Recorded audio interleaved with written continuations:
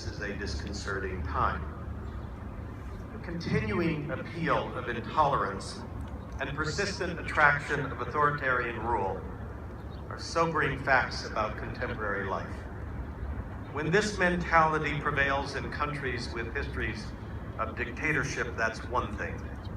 Deplorable as it is, we at least know what we're dealing with. But when it takes hold in established democracies, as it is right now in several democratic nations, perhaps even including our own, we are by turns unnerved, mystified, and even shocked. At this moment and in this place, we come together to celebrate thousands of graduates dedicated to the quest for learning and wisdom. But how can we escape asking, where is the world truly headed? The most obvious causes of these trends toward so-called illiberal democracies, the term reflecting democracies being self-destructive, are often said to be tied to the defining realities of modern society. An unstable and rapidly shifting balance of power among nations, globalization of markets, of communications, of populations, and differential consequences across and within society, enhancing the welfare of some, but undermining the employment, incomes, and expectations of others, who are now expressing their frustrations and angers in public forums and at the ballot box. To be sure, these are all important contributors to the state in which we find ourselves.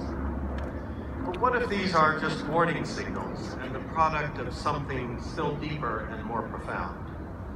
A consequence of the changed structure of public thought and discussion itself. What if the very foundations of democracy, a commitment to hearing every voice and viewpoint, and a belief that from the resulting clash of ideas, the truth will prevail, what if that core idea is not only no longer valid, but actually and ironically abetting the abandonment of democracy? The arguments for this disturbing perspective, which we can hear with increasing frequency, I think, are not without force. Online social platforms have made it easier for people to insulate themselves from opposing views by providing an inexhaustible supply of opinions corroborating what they already believe. This process of steady reinforcement makes us self-righteous, less tolerant, and eventually angry when we are confronted by contrary opinions. There is also the technology-enabled habit of skimming news for headlines, which thins out our knowledge and perniciously makes us superficial without realizing we are. But even worse, we are losing the basic norms of civilized behavior. Falsehoods are circulated without correction or consequence, individual privacy is disregarded, and bullying and cruelty towards others seems normal. Now, these criticisms taken together and in the context of a rise of authoritarian political movements, where extremes seem to be crowding out the moderate and the sensible, the serious and intelligent, they cast doubt on our entire system of public discussion. For the moment, it appears that democracy is falling victim to a downward spiral of anemic debate, providing fertile soil for intolerance and repression, which in turn does further damage to meaningful public discourse, ultimately leading to its collapse. Now, as powerful as this critique is, there are strong reasons why it is not yet time to despair. First, it is important to understand that every single new communications technology, beginning with the printing press in the 15th century, and then in the last century of radio, television, and movies, has been greeted not with enthusiasm and protection, but with guarded fear and regulation. Virtually all of the criticisms being leveled at the internet are echoes of forecasts of great harm that were made when these earlier technologies suddenly appeared on the scene. There were worries of moral degradation, sedition, opportunities for propaganda and manipulation of public opinion, and all of these fears led to regulations that subsequently were found to have been excessive. Of course, the fact that these fears proved to be unfounded before does not necessarily mean that they are false now, in this potentially different context. Nonetheless, our history and this consistent overestimation of the harms of new methods of communication, at the very least, ought to make us hesitate and think very carefully before acting to impede the development of still newer innovations and the discussions they facilitate. Second, the principle of freedom of speech has become perhaps the most widely embraced civic value of our nation, existing even beyond partisanship, precisely because the courts and then the public infused this constitutional guarantee with a sophisticated appreciation of human nature. There is nothing naive about America's conception of this basic right. We champion freedom of expression while recognizing that for human beings, intolerance is often the very first impulse, but we choose to push ourselves to a higher ideal of what life can be. Almost 100 years ago, Oliver Wendell Holmes set forth the first modern articulation of the world we have come to know. To a nation gripped by widespread intolerance and censorship arising from the fears of World War I and the new ideology of communism, Holmes advocated for the very first time the metaphor of the marketplace of ideas as preferable to our proclivities to be intolerant.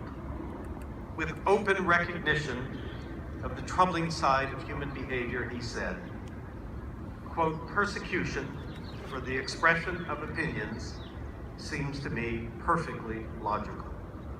If you have no doubt of your premises or your power and want a certain result with all your heart, you naturally express your wishes in law and sweep away all opposition." Holmes understood very clearly that free speech is counterintuitive, an insight that applies to all learning generally. It takes enormous concentration of effort and dedication to learn, to become educated, to achieve what you are being recognized for today. No one takes exams or writes term papers because that's their first choice about how they'd like to spend their time. We create context, the First Amendment and universities being two of the most important, in which we hope to overcome our impulses. So when we look at what's happening today, in today's political environment, we should not despair and wring our hands as if we're confronting something wholly new and unprecedented. As bad as you might think things are now, every generation has gone through versions of this. The intolerance around World War I that I just mentioned and the McCarthy era are just two. And we've struggled to come through the other side. Perhaps life online greatly enables our worst instincts, but before amending our principles, I'd again wait for greater proof of that view. This is just the most recent test, which we will have to work through, just as it is certain future generations sitting here will have theirs. And this brings me to the third and last point. There is an available remedy, even if it's an uncertain cure. For most of the past century, the progress on openness has been bound to the belief that persecuting dangerous ideas comes at too great a cost and turns us into people we really don't want to be. All views, therefore, must be given their chance no matter what we think of them. To be sure, it's a risky enterprise. We choose to live in a wilderness of ideas where we have to fend for ourselves. The remedy starts with engagement. You cannot stand back and then be shocked at the consequences. You have to expect and prepare for exactly what's happening now. Think of it this way: you've been drafted and there's no avoiding it. It does little good to stand on the sidelines and complain about the state of public debate. But it's also more than just joining the fray and advocating your viewpoint.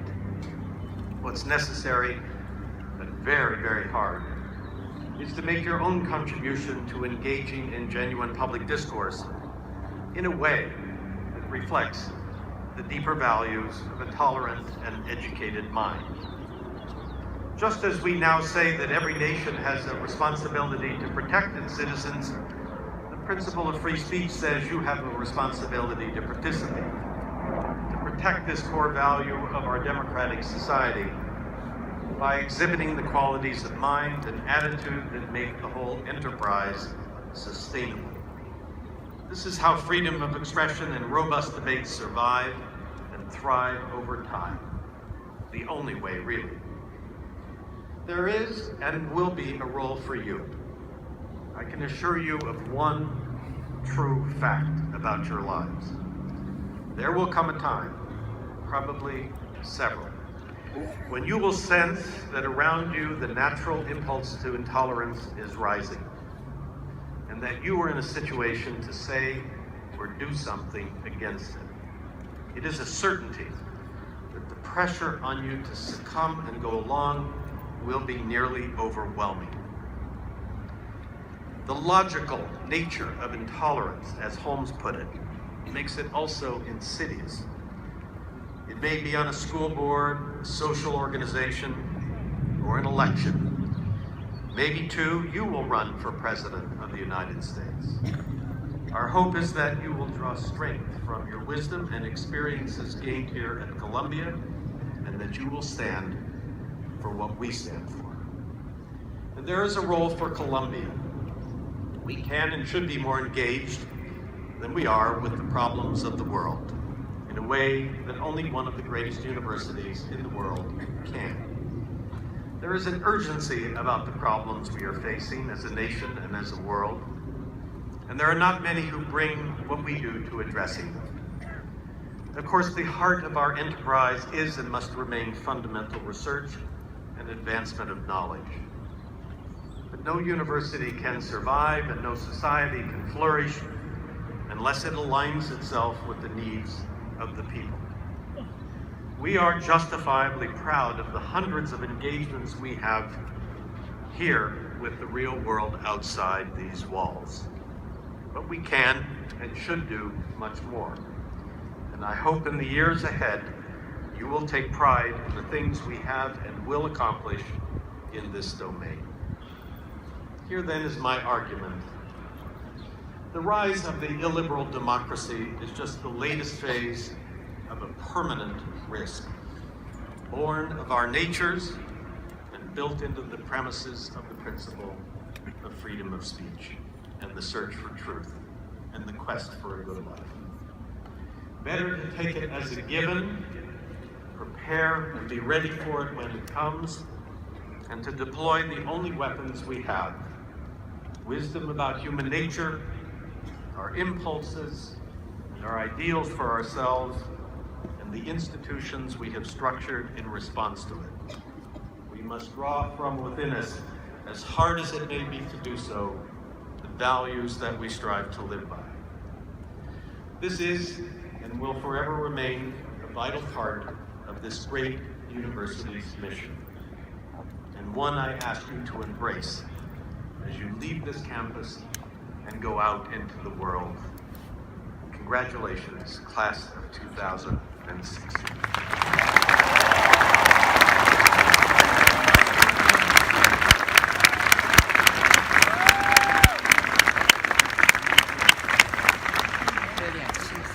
The Provost of the University, John H. Coatsworth, will present the candidate for the University Medal for Excellence and candidates for degrees in honoris causa. Please hold your applause until after all citations have been read.